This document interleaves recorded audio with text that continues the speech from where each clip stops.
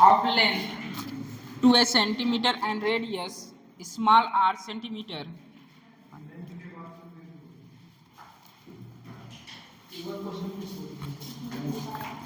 A right circular cylinder of length 2 a centimeter, हाँ 2a वहाँ लिखा गया है 2a centimetre and radius small r centimeter has its center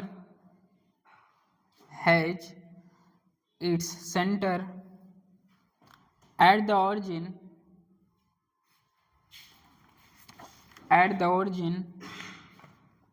O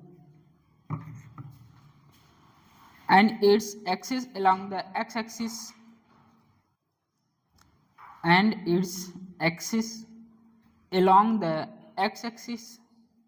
so that one flat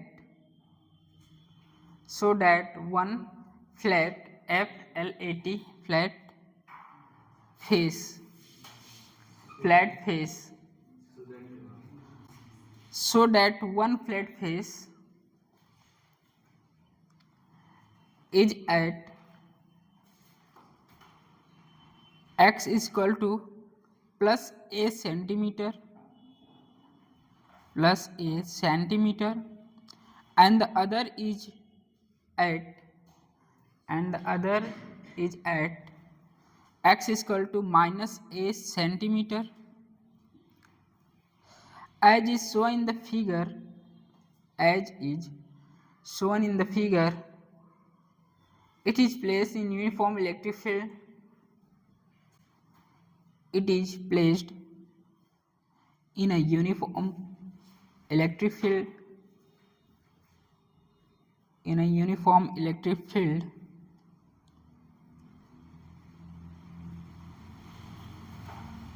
Vector E equal to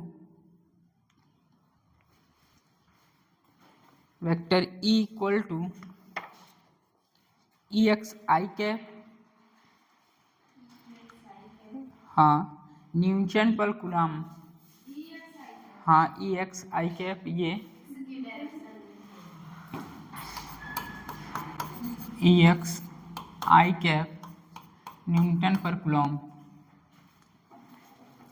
EXI cap Newton per coulomb for x greater than 0. x greater than 0 कैसे लिखेंगे? इस तरह x greater than 0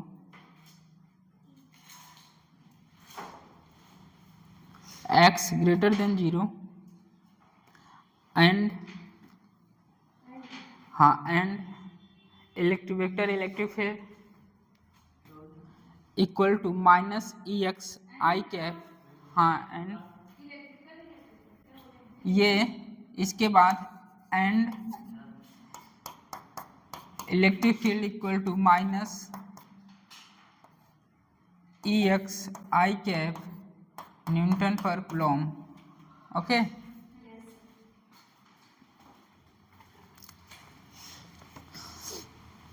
for x less than 0, मतलब इसके बाद then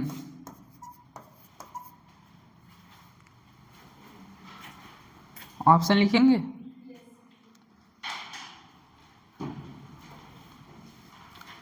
the net outward flux, first option, ये आपके NCERT का क्वेश्चन है, unsolved exercise. The net outward flux through each flat surface, the net outward flux through each flat surface is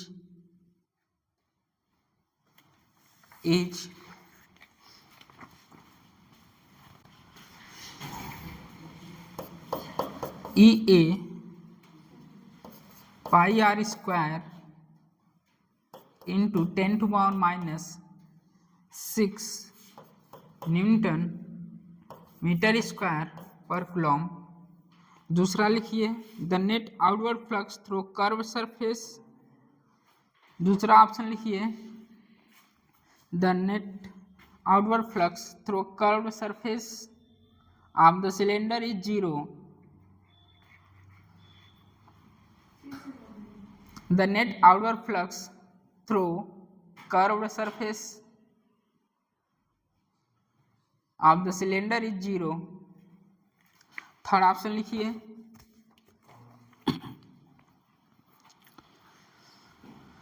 the net charge inside the cylinder, the net charge inside the cylinder is EA R square multiply 5.5 into 10⁻⁻15 coulomb. हाँ, cylinder E A R square, इस तरह यहाँ pi नहीं रहेगा, E A R square into 5.5 into 10⁻⁻15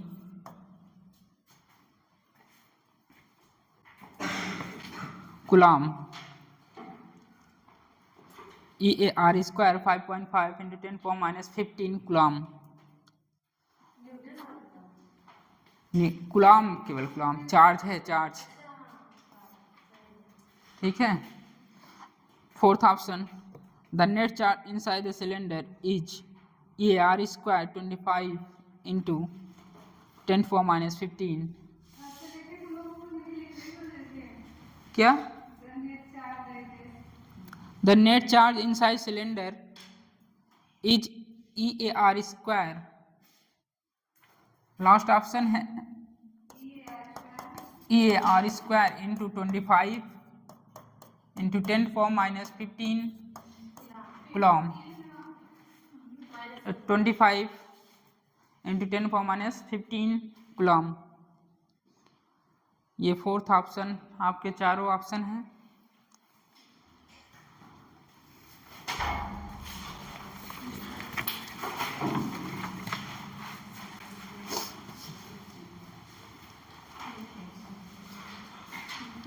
सबसे पहले phi बताइए, flux बताइए आप लोग.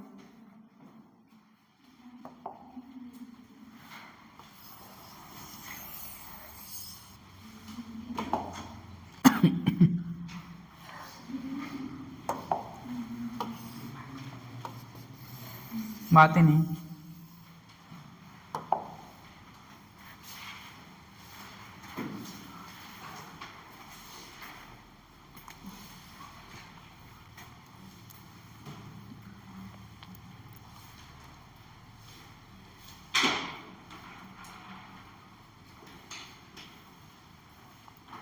क्वेश्चन पढ़ के आपको समझ में आ जाना चाहिए कह क्या रहा है क्वेश्चन.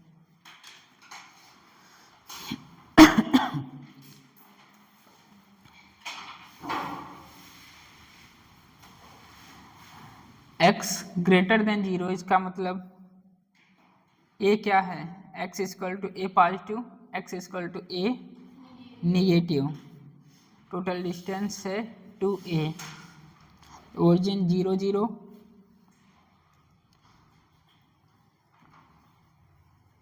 फ्लक्स, टोटल फ्लक्स बताइए. यदि ऑप्शन ना दिया होता तो आप डायरेक्ट बताते हैं टोटल फ्लक्स 0 होगा. यदि ऑप्शन नहीं दिया होता तो आप लोग डायरेक्ट आंसर टिक करते हैं 0.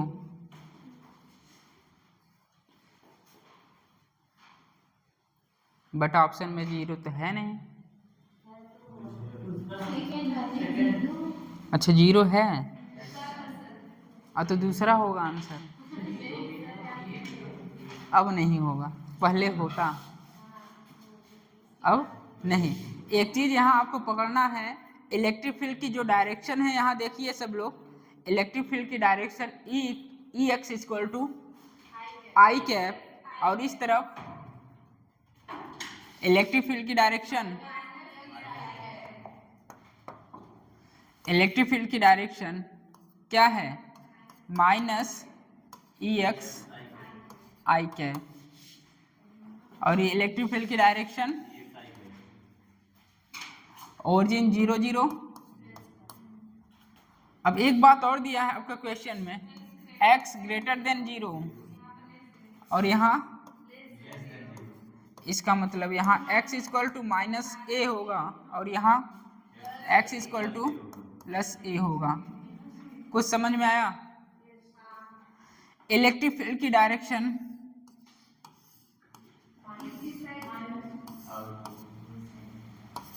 आउटवर्ड और इलेक्ट्रिक फील्ड की डायरेक्शन यहाँ भी आउटवर्ड। बताइए, आप पिछले क्लास में पढ़ के आ चुके हैं, जो एरिया वेक्टर इसका होगा किस तरफ होगा?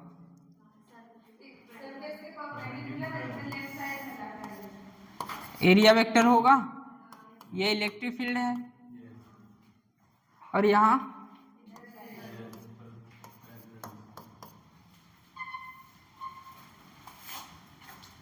बताइए फ्लक्स, यहाँ के कारण फ्लक्स बताइए। ये बस ये ई पाई आर स्क्वायर, सब कुछ आपको पता है, डायरेक्शन भी पता चल गया है। तो फ्लक्स φ1 बताइए, φ2 बताइए और नेट फ्लक्स बताइए। तो टोटल फ्लक्स आ गया है। टोटल फ्लक्स किसके कारण आ रहा है? इनसाइड के आउटसाइड? आउटसाइड फ्लक्स है, तो आधा क्वेश्चन तो यही सॉल्व हो गया। पहला नंबर आउटसाइड है और φ1 φ2 पता चल गया।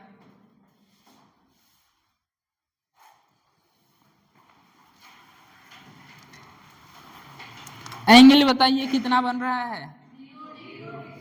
0। तो करने में क्या दिक्कत है, करिए।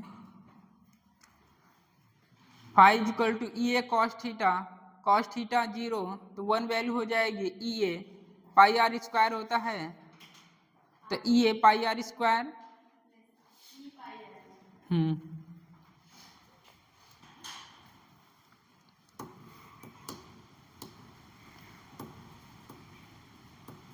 कॉस 0 की वैल्यू -1 होती है कि 1 होती है? 1 होती है।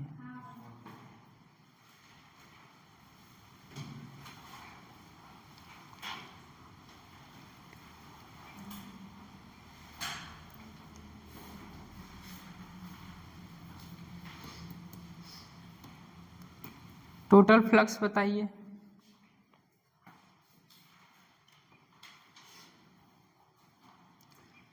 जोड़ना क्या है? ई ए 2 ई ए, तो हो जाएगा 2 ई पाई आर स्क्वायर। कितना टाइम लग रहा है?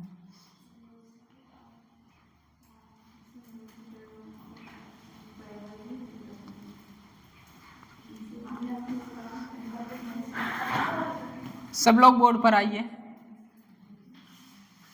पीछे। कितना होता है ई ए कॉस थीटा, तो थीटा बताइए 0। Flux φ1 equal to E A नहीं पाई आर स्क्वायर 1, क्या हो जाएगा? E A pi R square. इसके कारण बताइए ई ए कॉस थीटा, तो यहाँ थीटा 0,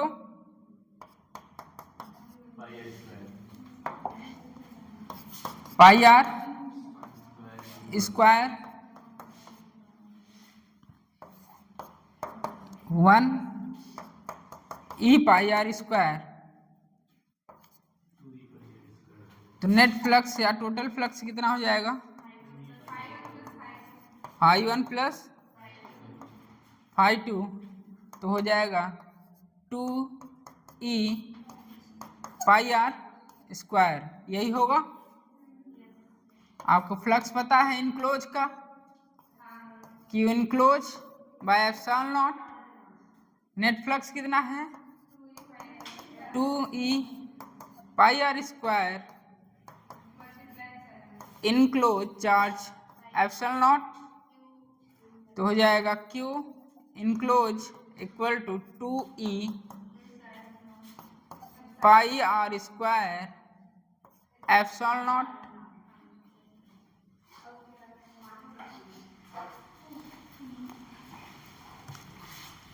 अब जो वैल्यू रखना रखिए, आंसर लाइए।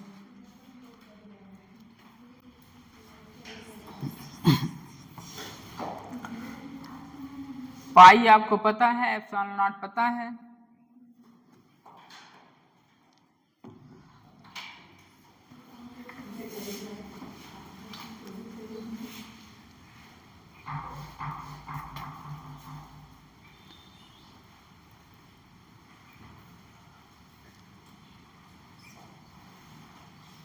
याद रखिएगा, यहाँ सेंटीमीटर में दिया है, मीटर में चेंज करना पड़ेगा, ठीक है।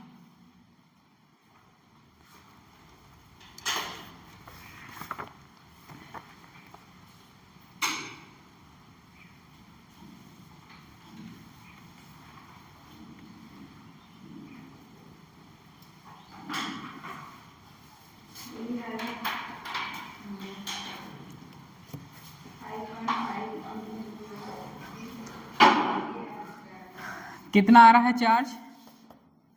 2e 3.14 r square 10⁻⁴ 8.85 10⁻⁻12। इसका जब कैलकुलेशन करेंगे कितना आ रहा है, वही आंसर होगा आपका। और फ्लक्स देख रहे हैं आउटवर्ड हो रहा है, तो जहाँ नेट फ्लक्स आउटवर्ड हो और ये कैलकुलेशन के बाद जितना चार्ज आ रहा हो वही आपका आंसर होगा।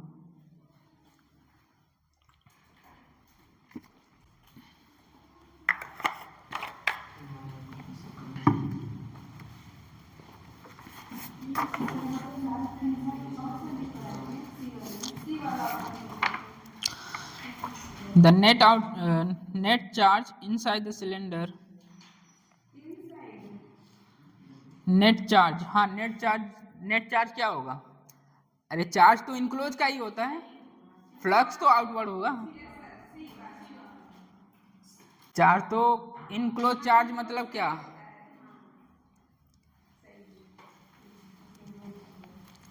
थर्ड ऑप्शन करेक्ट है। The net charge inside cylinder electric field R square 5.5 × 10⁻⁻15 coulomb. ये आपके एनसीईआरटी का क्वेश्चन है, एग्जाम में भी आ चुका है।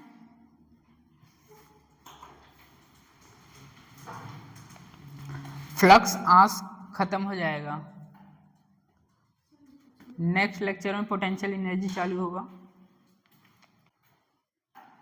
फ्लक्स वाले जितने भी क्वेश्चन हो आपके बुक में, एनसीईआरटी में, सारे कर डालिए। फ्लक्स वाले जितने भी क्वेश्चन एनसीईआरटी में हो, सॉल्व अनसॉल्व सभी कर डालिए। और एग्जाम जो पीवाईक्यू हो वो भी आप कलेक्ट करिए, फ्लक्स तक के सारे क्वेश्चन हो जाना चाहिए। क्वेश्चन करेंगे तभी क्लियरनेस बढ़ेगा।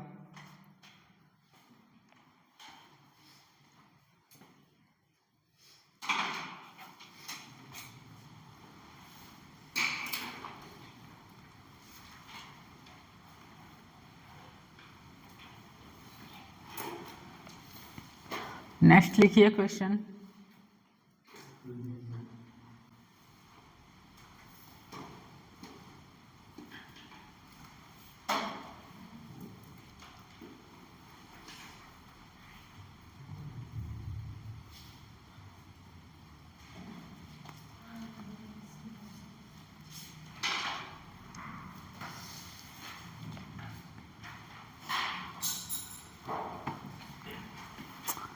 क्वेश्चन ज़्यादा से ज़्यादा करिए, कोशिश करिए जो आया हो क्वेश्चन पीवाईक्यू हो उससे ज़्यादा अटेम्प्ट कीजिए।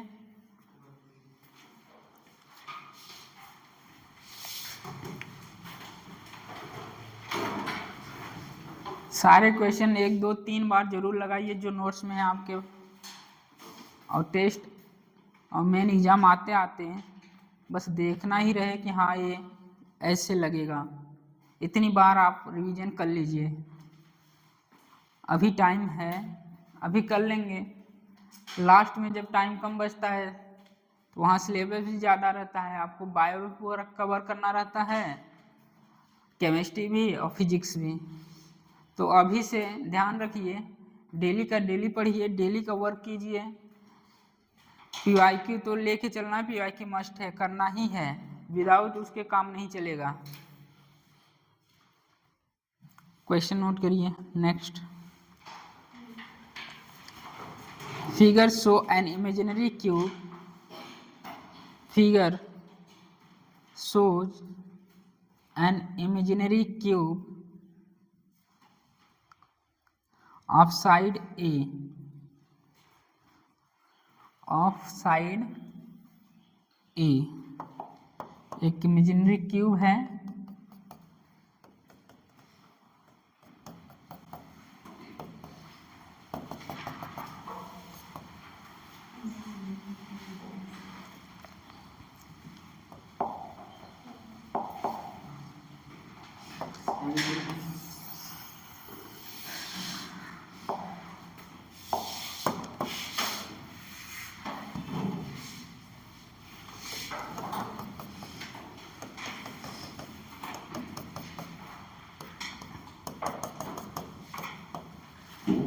इमेजिनरी क्यूब है, साइड ए है,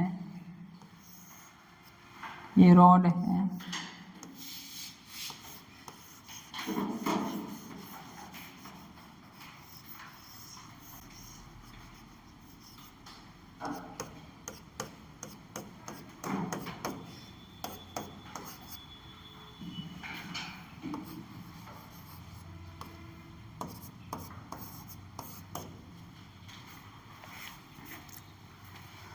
Figure show an imaginary cube of side A, full stop. A uniformly charged rod. A uniformly charged rod of length A by 2. A uniformly charged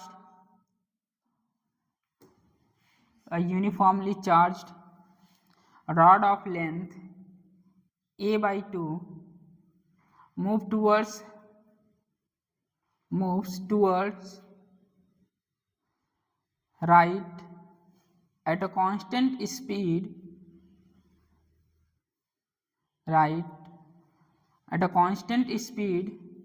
small v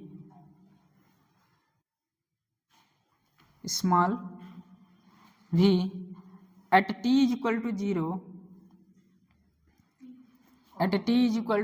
comma,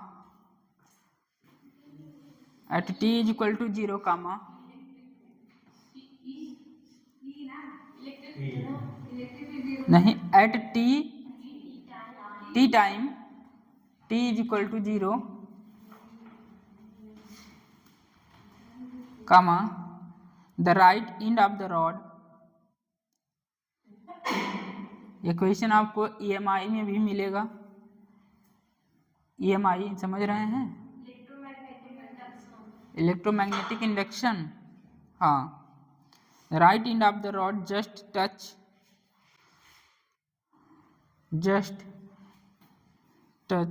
the left face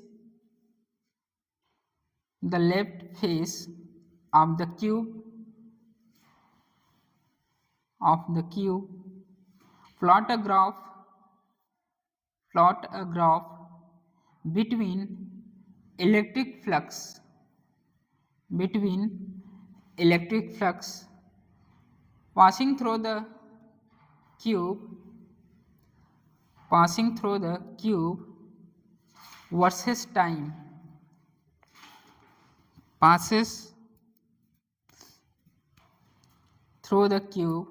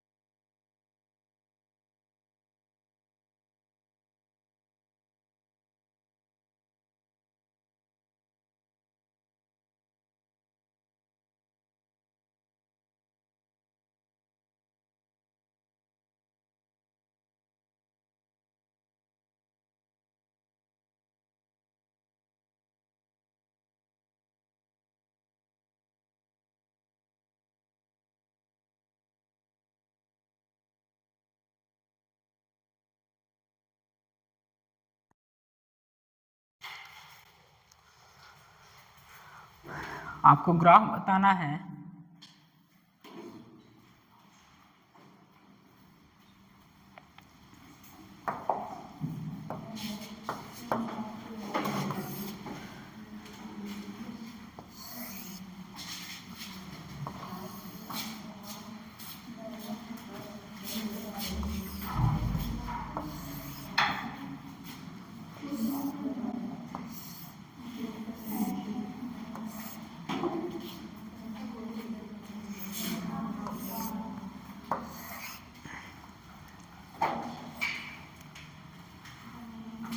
graph को सोचिए, independent, straight line,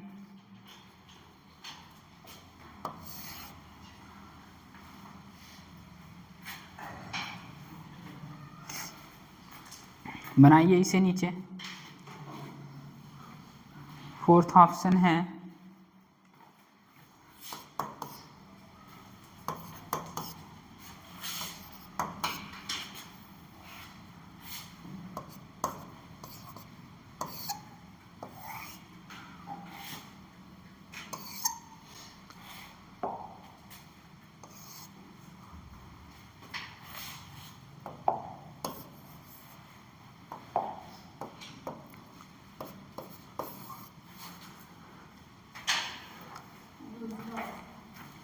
दूसरा option, flux और time में graph खींचना है आपको। Flux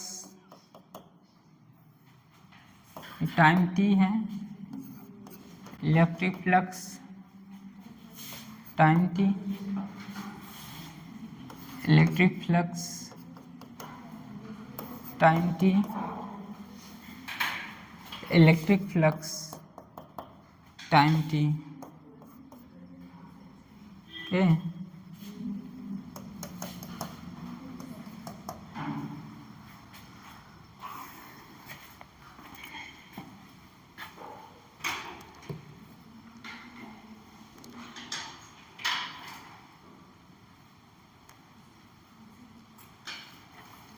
a/2 भी a/2 भी, और ये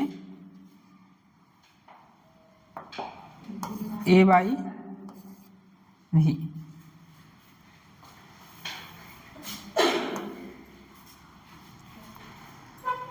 बताइए,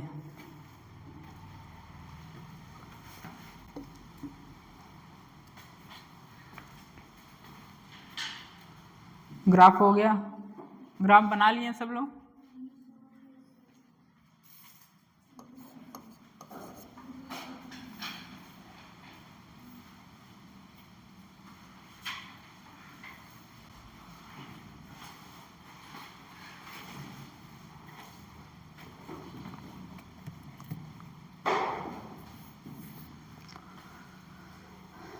क्या हुआ होगा, रॉड को अभी टच कराया गया है, रॉड को टच कराया गया है,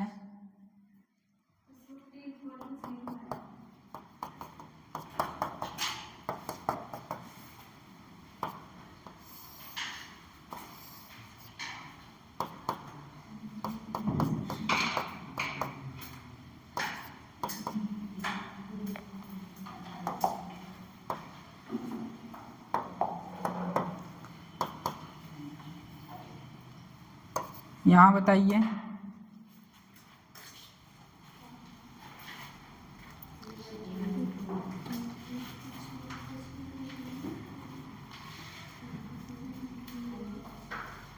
पहले क्या था,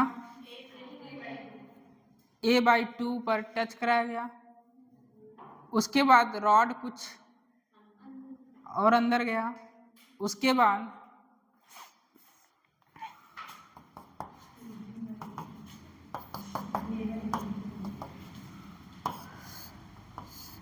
रॉड कंप्लीटली a/2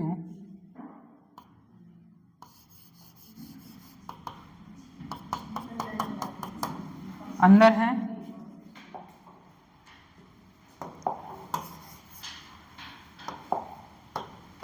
फिर t टाइम बाद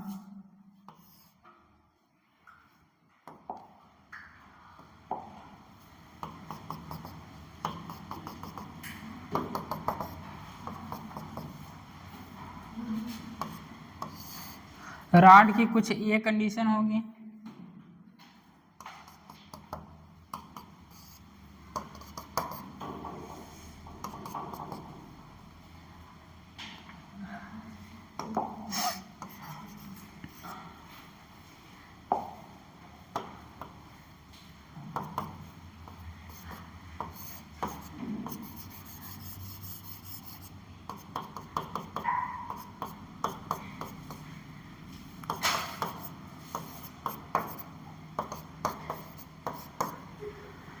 कुछ ये इस तरह हुआ होगा इलेक्ट्रिक फील्ड में।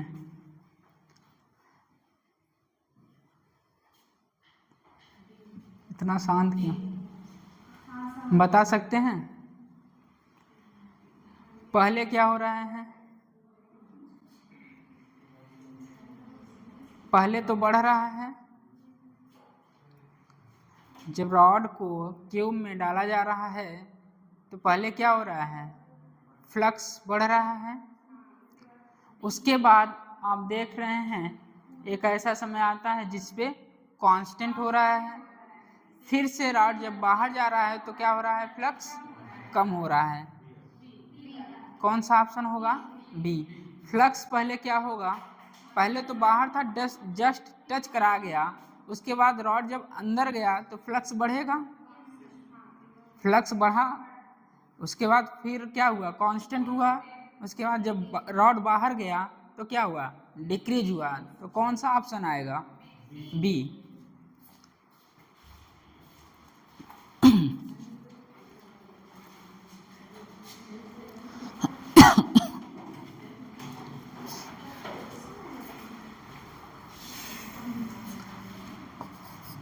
टाइम कितना होगा यहाँ पर जब फाइंड करेंगे तो?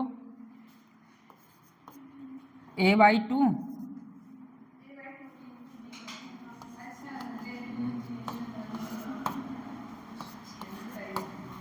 यही होगा।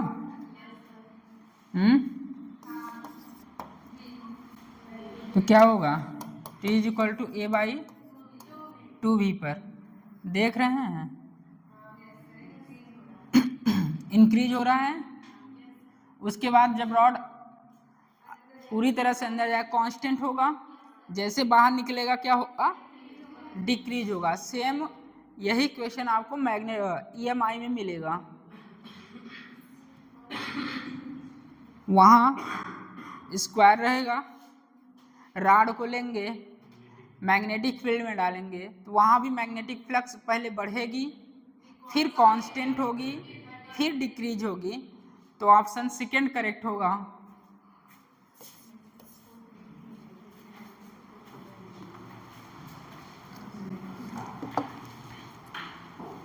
एक एप्लीकेशन लेते हैं फर्स्ट या सेकेंड लेक्चर का, याद होगा, और प्लस गॉस थ्योरम, दोनों पर बेस्ड है क्वेश्चन।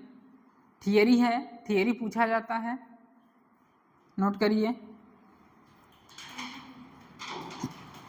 कंडक्शन, इंडक्शन, याद है कुछ?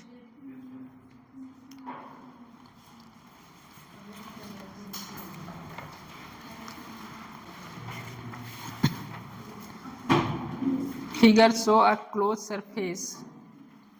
फिगर इम्पॉर्टेंट है, थियरी बनता है इसके। ये जो क्वेश्चन है, figure show a close surface which intersects a conducting sphere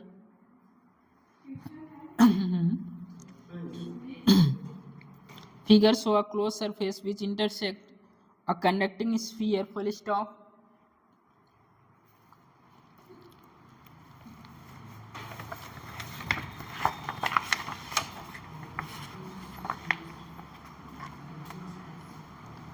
Figure show a closed surface which intersects a conducting sphere, full stop. If a positive charge is placed at the points P,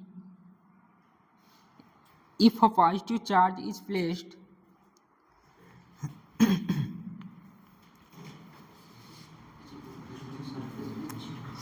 a conducting sphere, if a positive charge is placed at points P,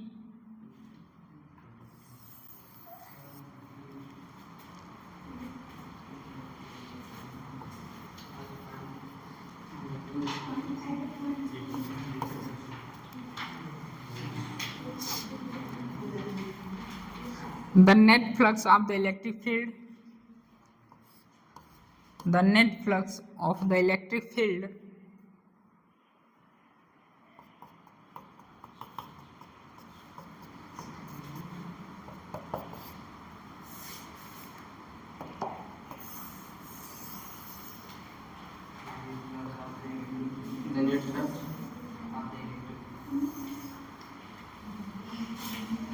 the net flux of the electric field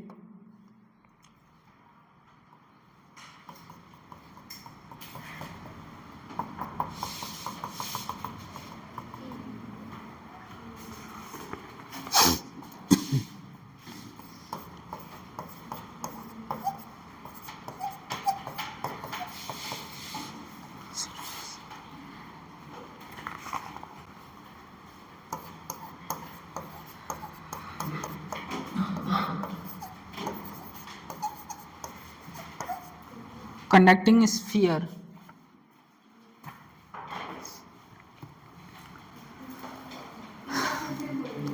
figures a closed surface which intersects a conducting sphere.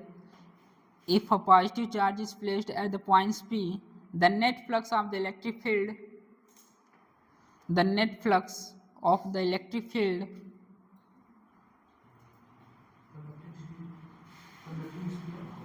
conducting spheres, if a positive charge is placed at the points P, the net flux of the electric field through the closed surface, first option लिखिए will remain 0,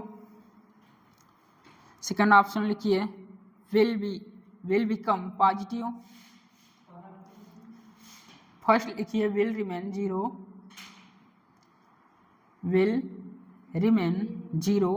second लिखिए will become positive और third लिखिए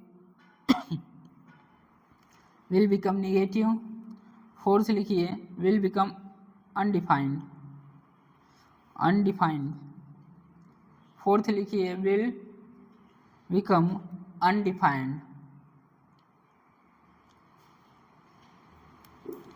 एक conducting sphere है, conducting sphere से लेते हुए गैसियन surface को खींचा गया है, क्लोज सरफेस, डॉटेड जो दिखाया है गैसियन सरफेस है। तो ये पूछ रहा है if a positive charge is placed at point P the net flux of the electric field through the close surface, जो क्लोज सरफेस से इससे पास होने वाली, हाँ पॉइंट्स पी के कारण,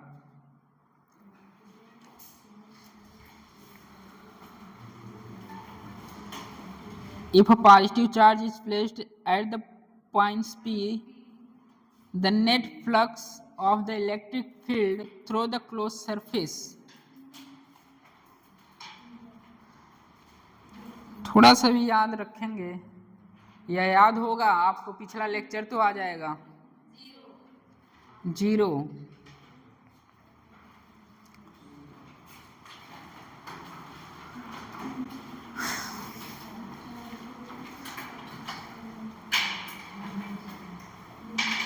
सब लोग सामने देखिए, कुछ समय के लिए मैं इसे भूल जाता हूं कि ये कोई था।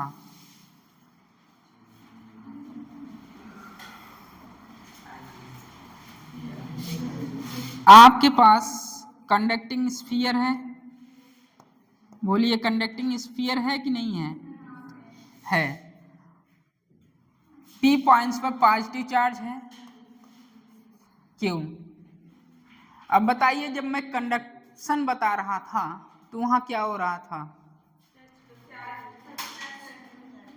और इंडक्शन में तो यहाँ पॉजिटिव चार्ज आया है, इसका मतलब कंडक्टिंग स्फीयर पर क्या होगा? नेगेटिव, और ये पॉजिटिव होगा। फिर क्या हो गया यहाँ? अट्रैक्शन। अब यहां से लेते हुए आप गैसियन सरफेस के बारे में सोचेंगे और बताइए इस क्लोज सरफेस से पास होने वाला फ्लक्स नेगेटिव है या पॉजिटिव?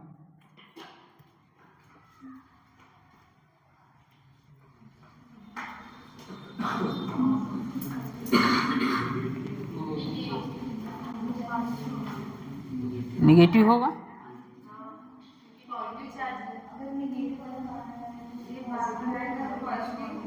केवल आपको क्लोज सरफेस का पूछा है।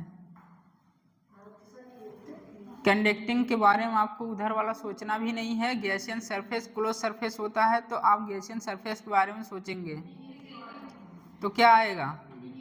निगेटिव आएगा। कॉन्सेप्ट लिखिए एक।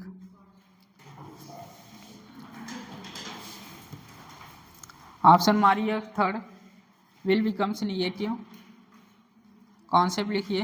वाई ए न्यूट्रल बॉडी, इसी पर है ये क्वेश्चन जो करा रहे हैं। Why a neutral body is attracted by charged body?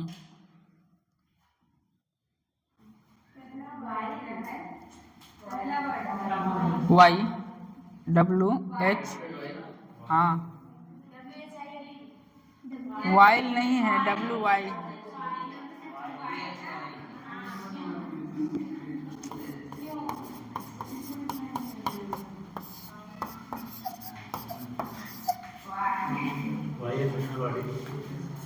यही है। Why a neutral body is attracted by charged body? Question mark।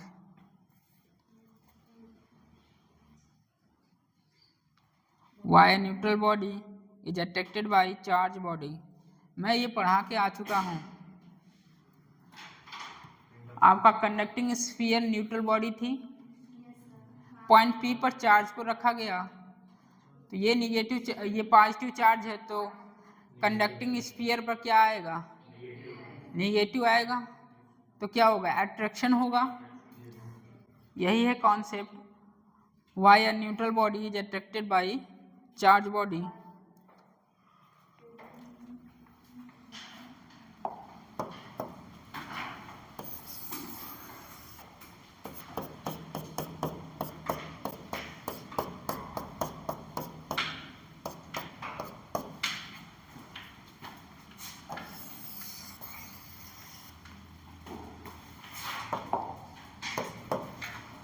Flux होगा।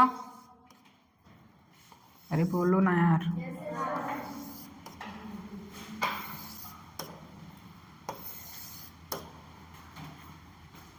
क्लोज सरफेस तो है यहाँ,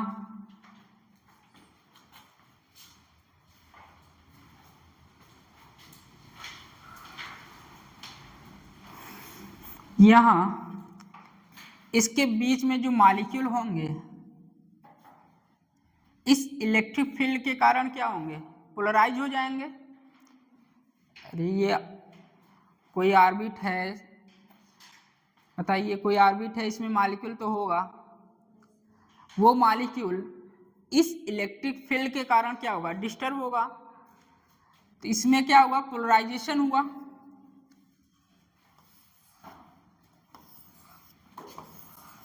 बीच में जो मॉलिक्यूल हैं, इसके अंदर जो मॉलिक्यूल हैं उसमें क्या हुई? पोलैरिटी आई। इनके अंदर जो मॉलिक्यूल बैठे हैं पोलराइज हो गए। अब बताइए, पोलराइज का मतलब होता है आयन आ गए, पॉजिटिव और निगेटिव। अब एक बात बताइए, मैं पॉजिटिव किधर रखूं और निगेटिव किधर रखूं? इधर निगेटिव और इधर पॉजिटिव। इसके अंदर बैठे मॉलिक्यूल पोलराइज हो चुके हैं।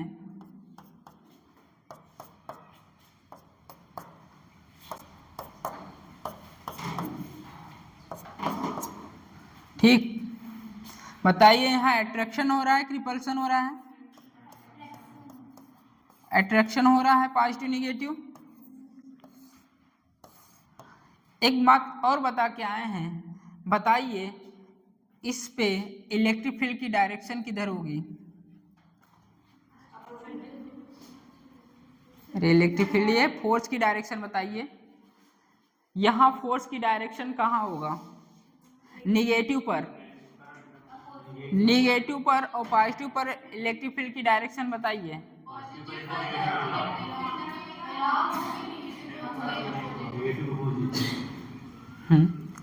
ये न्यूट्रल बॉडी है आपकी, ये चार्ज बॉडी है, ये चार्ज बॉडी है और ये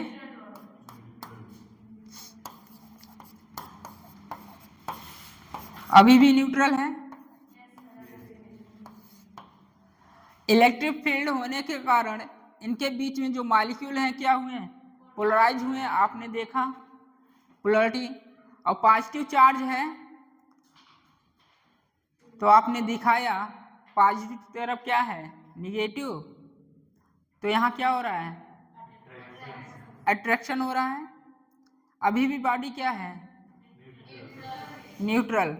थोड़ा सा उस क्वेश्चन के बारे में सोचिए जो अभी टिक करके आए हैं आप।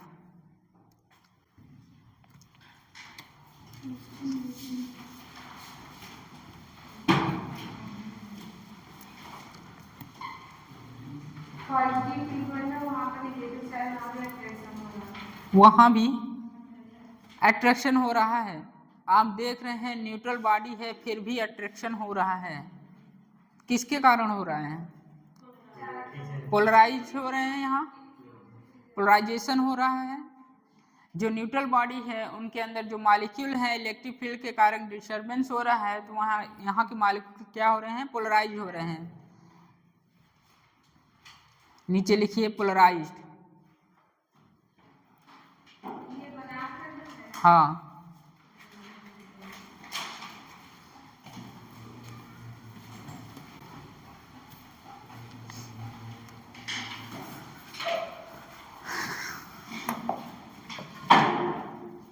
फोर्स को बताइए। फोर्स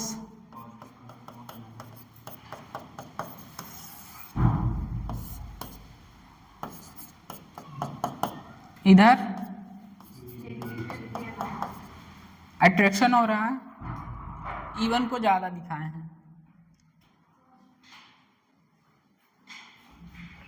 सेम यही कंडीशन ऊपर वाले क्वेश्चन में हो रहा है।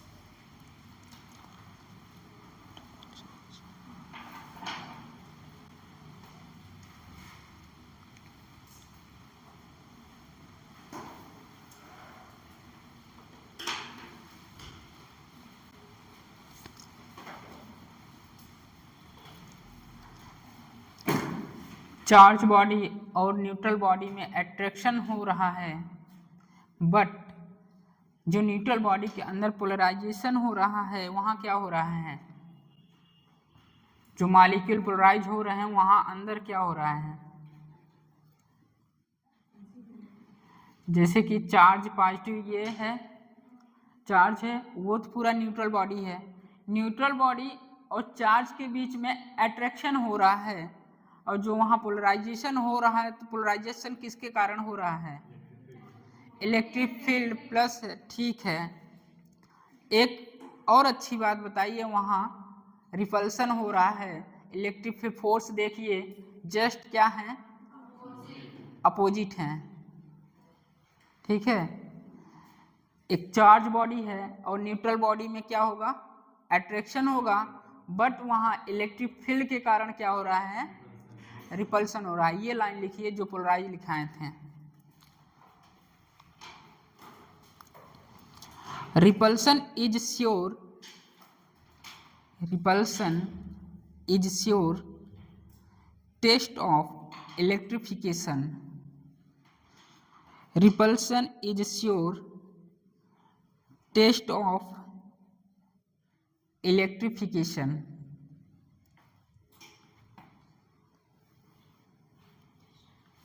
Test of electrification.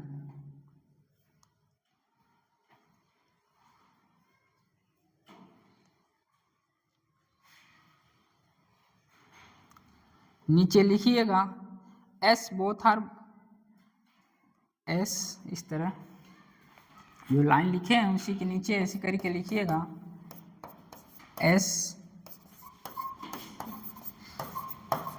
Both are charge body. ये कहाँ की बात हो रही है? अंदर पोलराइजेशन जहां हो रहा है। As both are charge body, as both are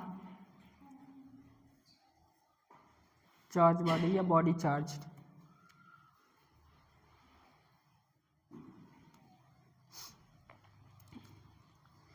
देख रहे हैं एक बॉडी क्या है, पॉजिटिव चार्ज है, दूसरा न्यूट्रल है, इन दोनों के बीच में अट्रैक्शन हो रहा है, बट इलेक्ट्रिक फील्ड के कारण जो न्यूट्रल बॉडी है उसमें पोलराइजेशन हो रहा है। इसका मतलब वहाँ पोलरिटी जनरेट हो रही है पॉजिटिव और निगेटिव की। इसके कारण जो पॉजिटिव है, आप यहाँ दिखाएं, फोर्स किधर लग रहा है पॉजिटिव पर, इलेक्ट्रिक फील्ड के अलोंग। इलेक्ट्रिक फील्ड इस डायरेक्शन में है तो फोर्स भी किधर लग रहा है पॉजिटिव का, इलेक्ट्रिक फील्ड के अलोंग लग रहा है। ये इलेक्ट्रिक फील्ड है आपका, इलेक्ट्रिक फील्ड के अलोंग पॉजिटिव चार्ज रहता है तो फोर्स किधर लगता है, अरे पढ़ के आए हैं, यदि पॉजिटिव चार्ज हो तो फोर्स किधर लगेगा, इलेक्ट्रिक फील्ड के अलोंग लगेगा, और निगेटिव चार्ज रहेगा तो फोर्स किधर लगेगा, इलेक्ट्रिक फील्ड के अपोजिट लगेगा। देख भी रहे हैं यहाँ क्या हो रहा है, रिपल्सन भी हो रहा है, फोर्स क्या है, अपोजिट है, तो यही तो लिखा है, repulsion is sure test of electrification. नीचे ये भी लिखवा दिए, as both are charge body. आया, ये थियरी में आपके आता है।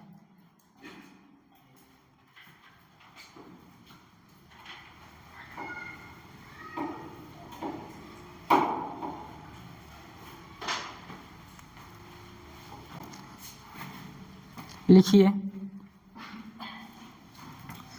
Application first.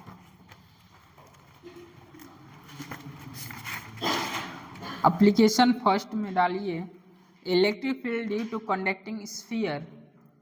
Application first, application first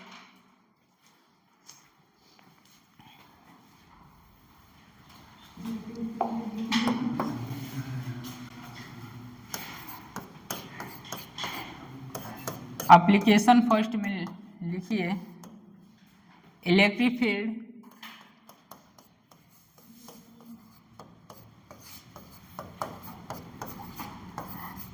due to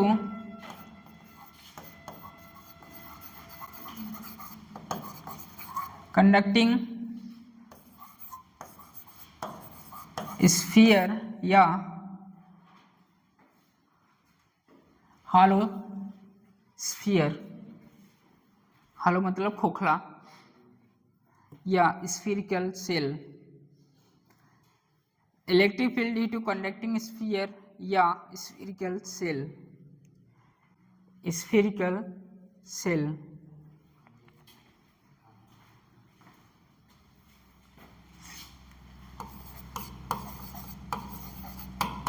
स्फीरिकल shell कोई वो तो नहीं लिख रहा है, सेल का मतलब होता है खोखला,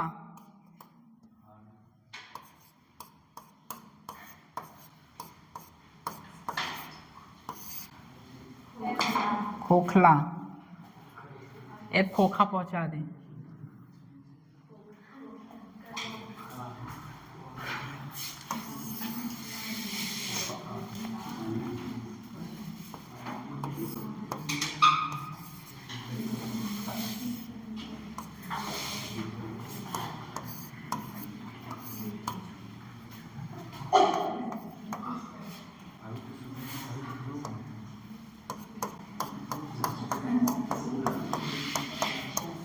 याद है, outside electric field, inside electric field, outside positive, inside negative. Electric field conducting sphere है, हॉलो स्फीयर है या स्फीरिकल सेल है तो इनसाइड इलेक्ट्रिक फील्ड 0 होता है, क्योंकि इनसाइड कोई चार्ज ही नहीं है। ठीक है,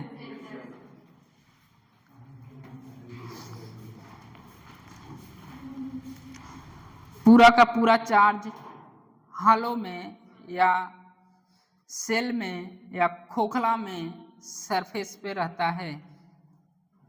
इनसाइड कोई भी चार्ज नहीं रहता है, जिसके कारण सेंटर पर इलेक्ट्रिक फील्ड क्या होता है, या इनसाइड खोखले के अंदर इलेक्ट्रिक फील्ड 0 होता है। आउटसाइड इलेक्ट्रिक फील्ड क्या होता है?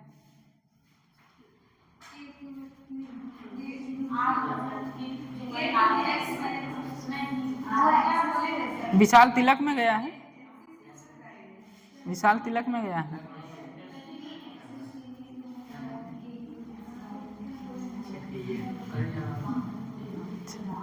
उसी को हो रही है क्या?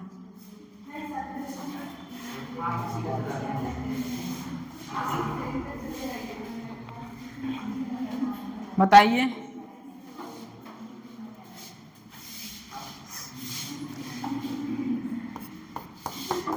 Outside electric field KQ/R²।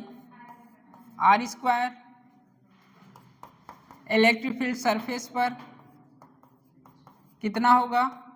KQ/R²। Electric field inside कितना होगा? 0।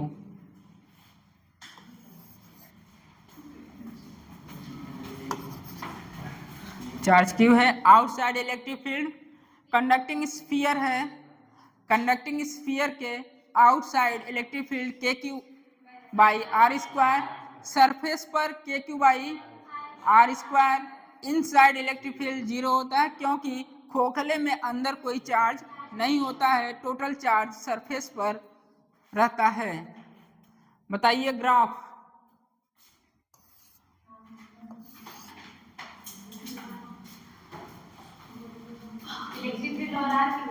हाँ,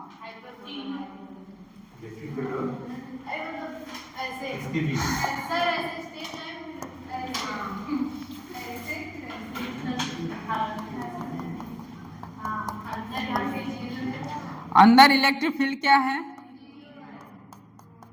इनसाइड इलेक्ट्रिक फील्ड क्या है? 0 है। आउटसाइड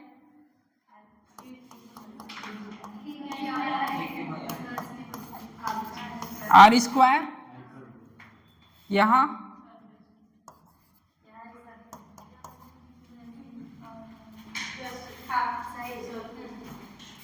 नोट करिए।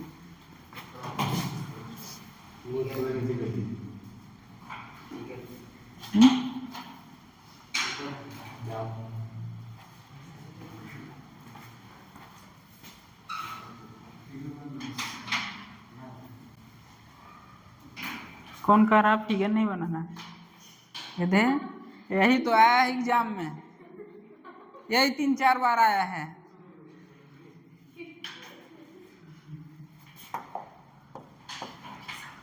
आर क्या है? KQ/, सेंटर से दूरी, रेडियस नहीं, सेंटर से दूरी का स्क्वायर। अरे कोई पागल भूल न जाए, इसलिए लिख रहे हैं। सेंटर से दूरी का square. Outside electric field outside KQ/R²। KQ/ centre से दूरी का स्क्वायर। अरे यहाँ कोई कुछ और गायब कर देगा, सोचेंगे ये आर, ये भी तो आ रही है। ये आर रेडियस है, सेंटर से रेडियस की स्क्वायर।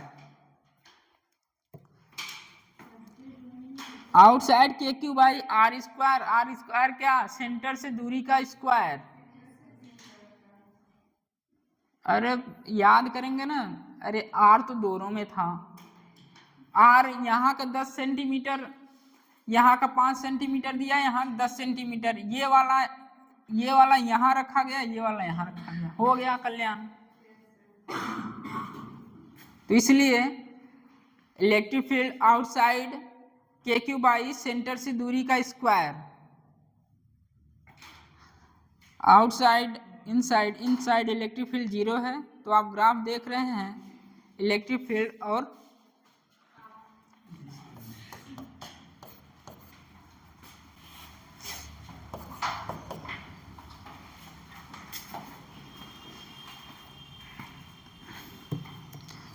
एप्लीकेशन सेकेंड एकदम याद रहे। और ये दोनों, एक खोखला होता है एक सॉलिड होता है। सॉलिड और खोखले में कोई गया एक भी स्टेप तो बहुत पिटेगा। याद मतलब याद, outside electric field inside electric field, graph तो एकदम जुबान बनाना चाहिए। हाँ ग्राफ ये आता है, ठीक है। Application second, electric field due to non conducting sphere, most popular है ये सब। Electric field due to non conducting sphere, electric field due to non conducting sphere. Application second, यहाँ थोड़ा सा जगह है, यहाँ हाँ लिखिए यहाँ आउटसाइड इलेक्ट्रिक फील्ड। अभी एक क्वेश्चन आएगा जेईई मेन में, तो वहाँ मुझे डेरिवेशन कराना पड़ेगा, तो यहीं बता दे रहे हैं। तो डायरेक्ट यदि याद रहेगा तो कर ले जाएंगे, याद भी रहना चाहिए। वहाँ जैसे कि चार्ज को खोल दिया जाता है वॉल्यूम के फॉर्म में, ठीक है। लिखिए आउटसाइड इलेक्ट्रिक फील्ड में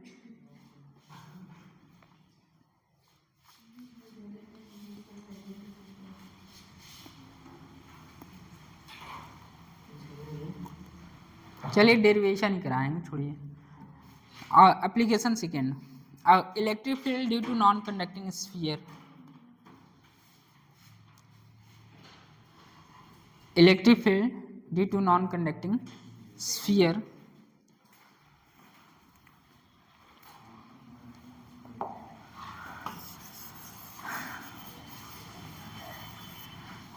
नॉन कंडक्टिंग में क्या होगा, सारे के सारे चार्ज अंदर यूनिफॉर्मली डिस्ट्रीब्यूट हो जाएंगे, अंदर यूनिफॉर्मली डिस्ट्रीब्यूट होंगे।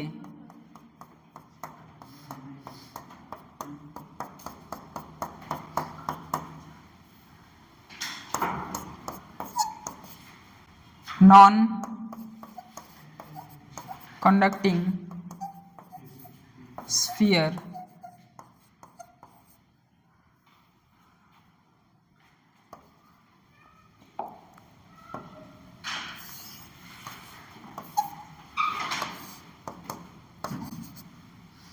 ये नॉन कंडक्टिंग स्फीयर है। बताइए outside electric field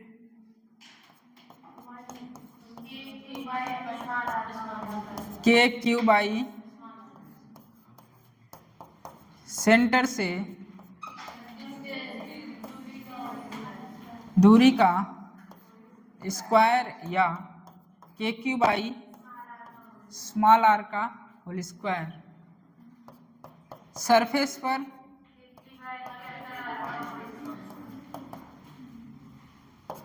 K Q by R square.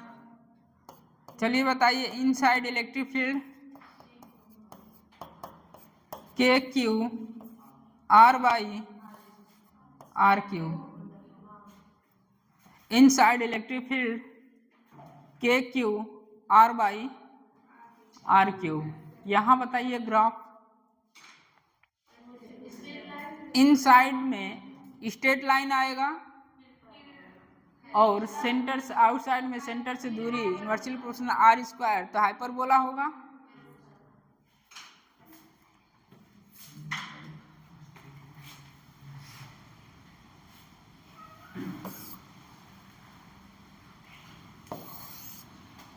Centre से दूरी बताइए, इनसाइड डायरेक्टली होगा, यहाँ outside inversely proportional R square. भैया यहाँ नीचे लिख लीजिए नॉन कंडक्टिंग के लिए है, ये पता चली भूल गए।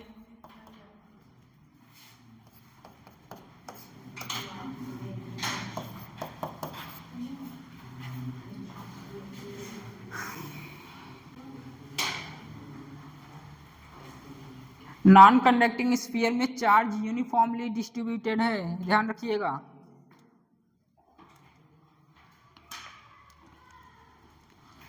Inside electric field K Q R by R cube या rho R by 3 epsilon naught, rho R by 3 epsilon not.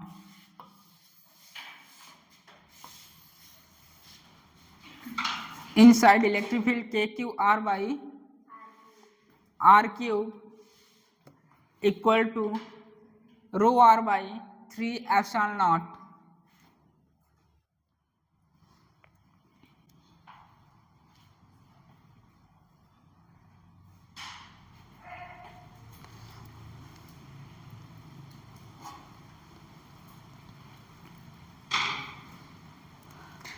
मैं एक हेडिंग डलवाया था आइडिया ऑफ इंटीग्रेशन, वहाँ लैम्डा सिग्मा और रो भी चर्चा किया था।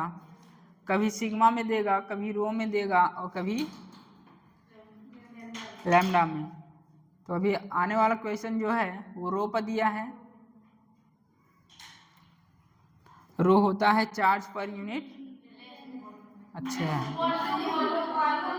ये चार्ज कहाँ डिस्ट्रीब्यूट हुआ है? वॉल्यूम में uniformly.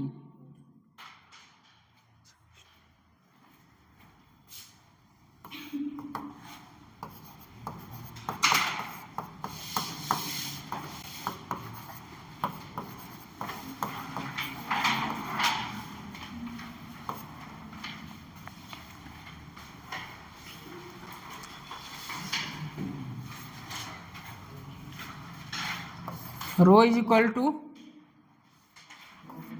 Charge by volume. Volume क्या? Charge by 4/3 pi R cube. अभी तो ये आप आसानी से बोल दे रहे हैं rho is equal to charge by 4/3 pi R cube. 4/3 pi R cube क्यों बोल रहे हैं? क्योंकि चार्ज क्या है? यूनिफॉर्मली डिस्ट्रीब्यूटेड है। मतलब कि ये नॉन कंडक्टिंग स्फीयर है, सभी जगह चार्ज यूनिफॉर्म में है। अब ये चार्ज बिखर जाए, जैसे कि एक चार्ज यहाँ, एक चार्ज यहाँ, एक चार्ज यहाँ, क्या ये यूनिफॉर्मली है? नहीं। यदि चार्ज यूनिफॉर्मली नॉन कंडक्टिंग होगा, चार्ज ना कि यूनिफॉर्मली हो, तो आप ये डायरेक्ट नहीं बोल सकते हैं rho is equal to charge by 4/3 pi R cube. ये बोलना गलत हो जाएगा जब चार्ज यूनिफॉर्मली ना हो। इसलिए मैं ये जो फॉर्मूला आया है किसके लिए है? सब जब नॉन कंडक्टिंग स्फीयर में जो चार्ज है यूनिफॉर्मली डिस्ट्रीब्यूट हो तब ये सब लगेंगे। जैसे भी क्वेश्चन यहाँ चेंज किया, चार्ज नॉन यूनिफॉर्मली नहीं है तो ये सब नहीं लगेंगे यहाँ। तो आएगा क्या? इंटीग्रेशन। ये सब यूनिफॉर्मली के लिए हैं, नोट करिए पूरा। यहाँ इलेक्ट्रिक फील्ड आउटसाइड लिखिएगा, इनसाइड में आउटसाइड का इलेक्ट्रिक फील्ड लिखिएगा रो के फॉर्म में। आप इनसाइड इलेक्ट्रिक फील्ड लिखें रो के फॉर्म में। इनसाइड इलेक्ट्रिक फील्ड होता है K Q R by R cube, rho की फॉर्म होता है rho R by 3 epsilon naught. अब आप आउटसाइड में लिखिए, आउटसाइड में लिखिए रो के फॉर्म में rho R cube, capital R, rho R cube, rho small नहीं capital, R cube by 3 epsilon not R square. ये याद रहे तो अच्छा है।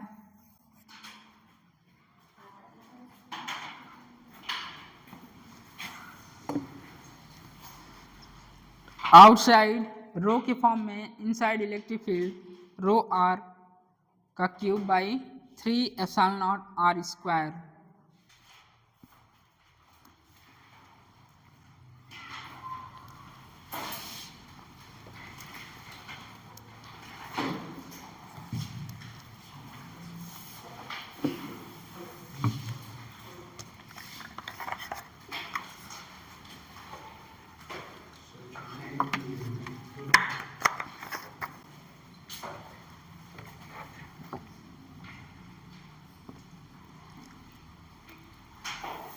तीन बजे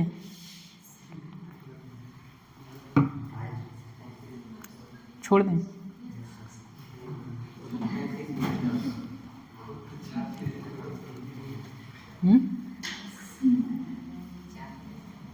समझ में नहीं आ रहा है।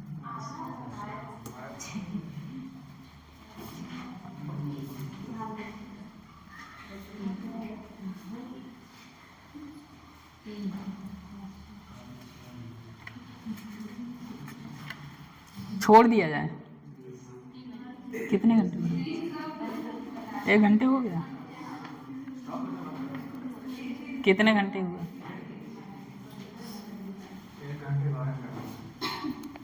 आधे घंटे हो पड़ गए। वो तो ऐसे पहले, वो तो पहले ही मरती है। लिखिए आउटसाइड का डेरिवेशन। हाँ हिंदी में लिखिए, ऐसे ही लिखिए। हाँ इसी के नीचे लिखिए आउटसाइड का डेरिवेशन अंडरस्टैंडिंग के लिए मेहनत कर रहे हैं।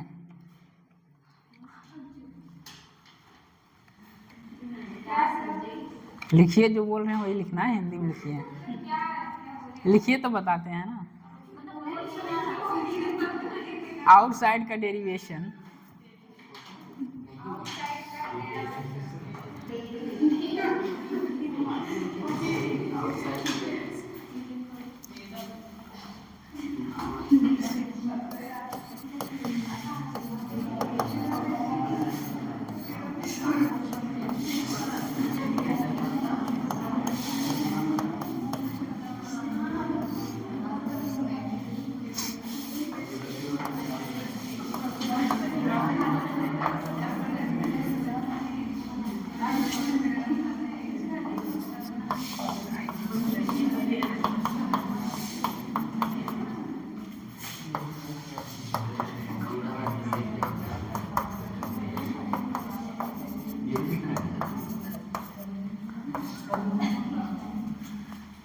यही लिखना था, ठीक है। अब आएगा इंटीग्रेशन, जिसमें आप लोगों को हाथ पांव सब फूलने लगते हैं, ठीक है। लिख लीजिए।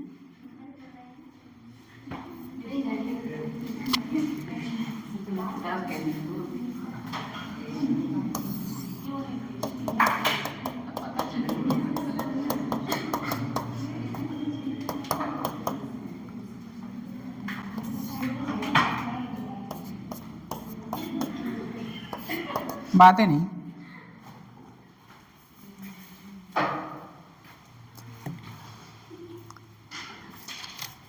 इनसाइड पॉजिटिव चार्ज है, हमें आउटसाइड का क्या करना है, डेरिवेशन करना है। और ये डेरिवेशन आपको आगे काम देगा, आपके ब्रेन को डेवलप करेगा, ठीक है। बताइए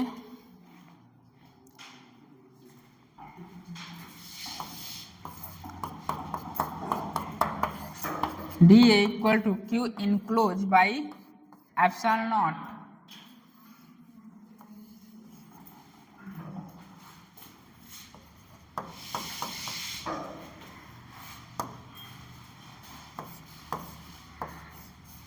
मैं यहाँ छोटा सा स्ट्रिप लिया, ठीक है। अब इस टिप से एक गैसियन सरफेस खींच दिया,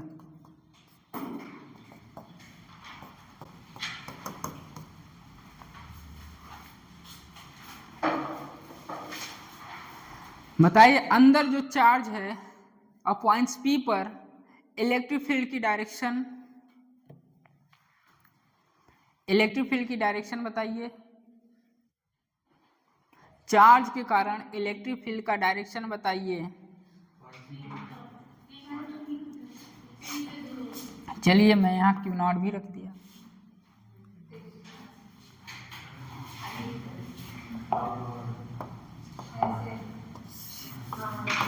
इलेक्ट्रिक फील्ड होगा।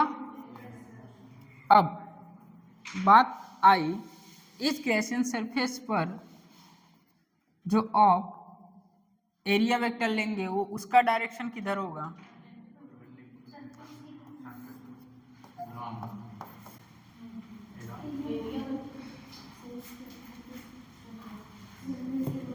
नहीं आया।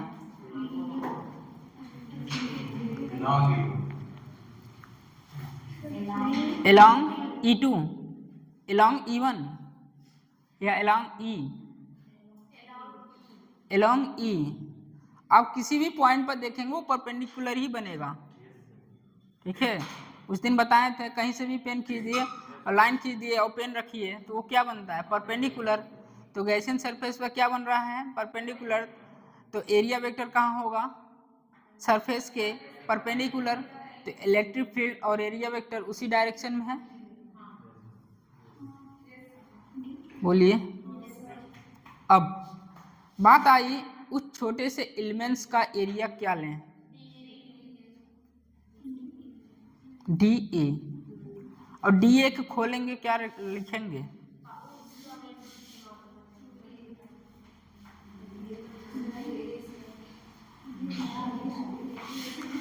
कुछ नहीं, एरिया के बारे में। हाँ छोटा छोटा है तो पूरे का कितना लेते हैं?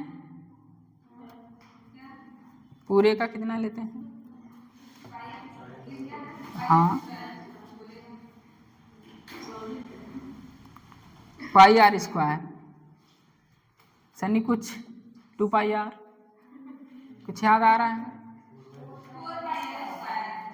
4 pi R square, 4 pi R square.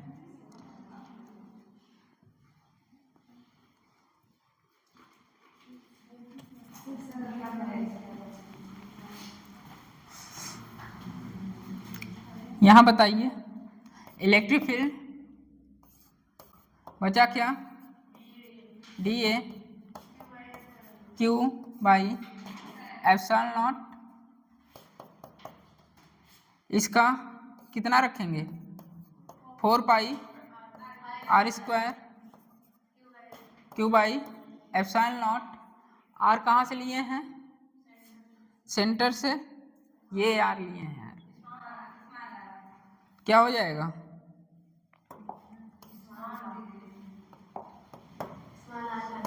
Square. तो इलेक्ट्रिक फील्ड क्या आएगा? Q by 4 pi epsilon not R square equal to K Q by R square. कहाँ का है ये? आउटसाइड।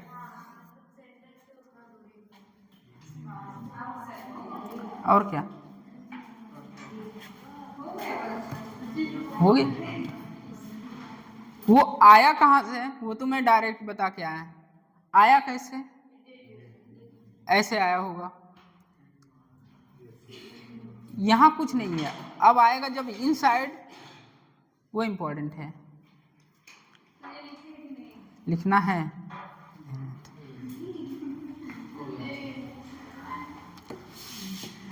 अब इनसाइड के लिए लिखिए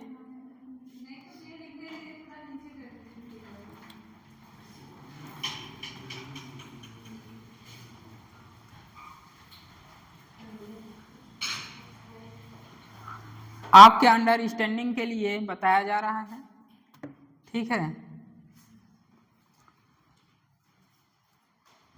आपकी जरूरत भरी काम बस ऊपर लिखा दिया गया है, उतना ही है, फिगर प्लस फॉर्मूला।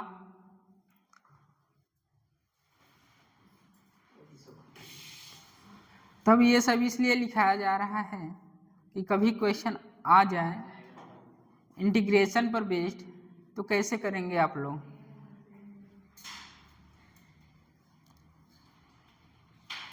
इनसाइड के लिए बताओ सनी।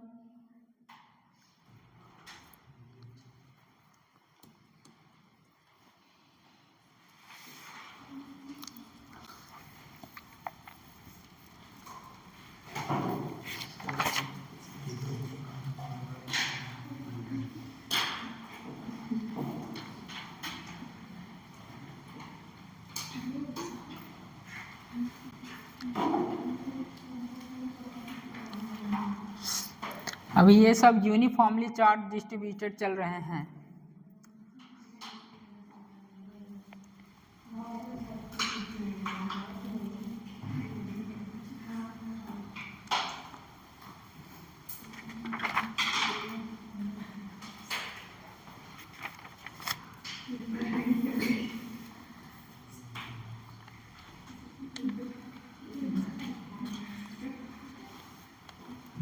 चलिए इनसाइड के लिए बताइए, बस करें।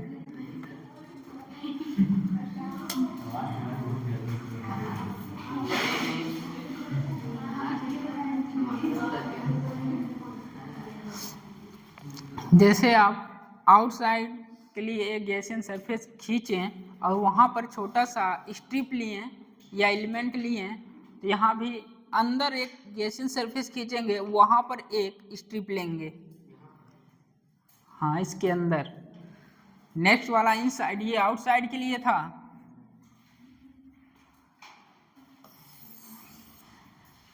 यूनिफॉर्मली चार्ज डिस्ट्रीब्यूटेड है नॉन कंडक्टिंग स्फीयर में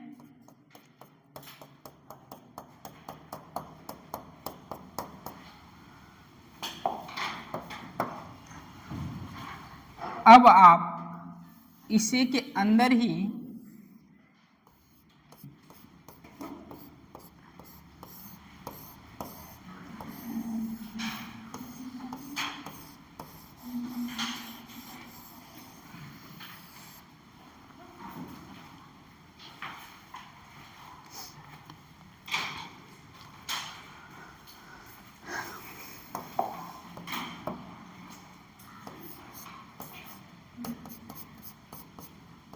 यहाँ से यहाँ तक सेंटर की जो दूरी है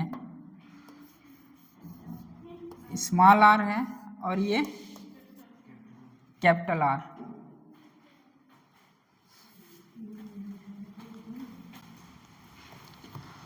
एक स्मॉल एलिमेंट्स लिए, वहाँ से एक गैसियन सरफेस खींचें।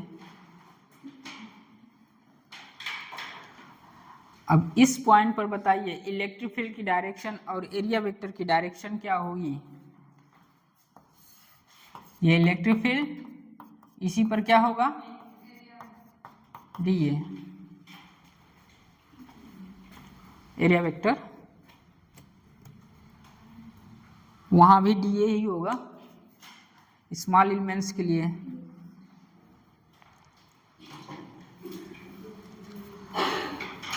अब बताइए वो बात आती है 4/3 पाई आर क्यूब पूरे वॉल्यूम में यूनिफॉर्मली चार्ज डिस्ट्रीब्यूटेड है कितना क्यू,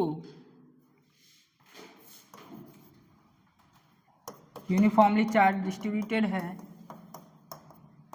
इसका पूरे वॉल्यूम में। पूरा वॉल्यूम कितना है 4/3 पाई आर क्यूब, तो 4/3 पाई आर क्यूब में कितना चार्ज है क्यू है, तो 1 यूनिट में कितना होगा Q by 4/3 pi R cube. किसके कारण,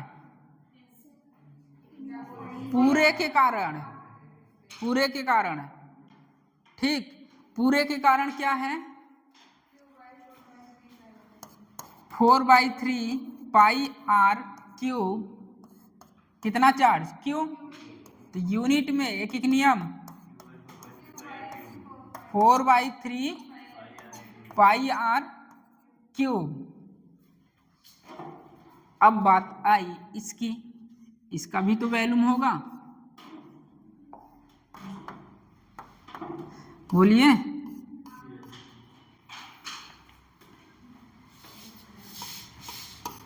इसका भी तो वैल्यूम होगा। इसका वैल्यूम कितना हुआ?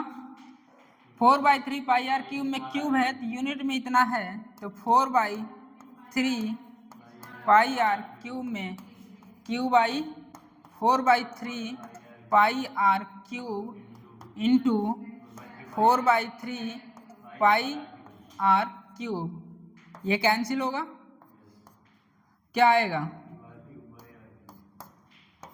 Q R Q by R cube. छोटे वाले वॉल्यूम में कितना चार्ज है या गैसियन सरफेस में कितना चार्ज है? Q R Q by capital R cube. अब ये क्या आया है? चार्ज आया है। फिर वही क्लोज ने electric field D A equal to Q enclose by epsilon nought लगाइए। इनक्लोज चार्ज आपके पास आ चुका है।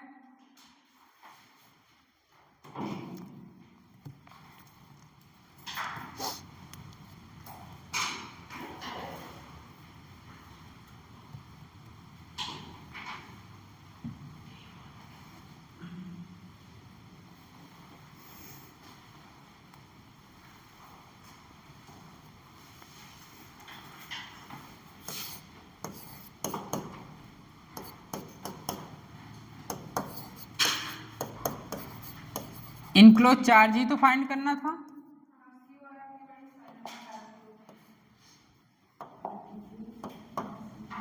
इलेक्ट्रिक फील्ड बाहर कर लिए, इसके कारण एरिया कितना? 4 pi R square. Q enclose कितना आ रहा है? Q R Q by R Q. तो इलेक्ट्रिक फील्ड इनसाइड की कितना हो जाएगा? कैंसिल हो जाएगा। आर बाई एप्सिलॉन नॉट, यहाँ 4 pi epsilon not R cube, तो वही बन गया K Q R by R cube. ये इनसाइड के लिए जो अभी आपके बता के आए हैं।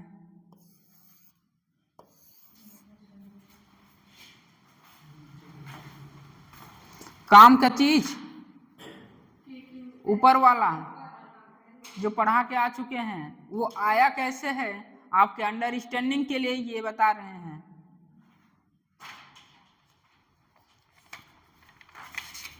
आइडिया ऑफ इंटीग्रेशन अब आएगा, वो जो ये सब बताए हैं किस लिए बताए हैं, अब समझ में आएगा ये क्यों बताए हैं। छोड़ देते हैं, कुछ लोग ऐसे देख रहे हैं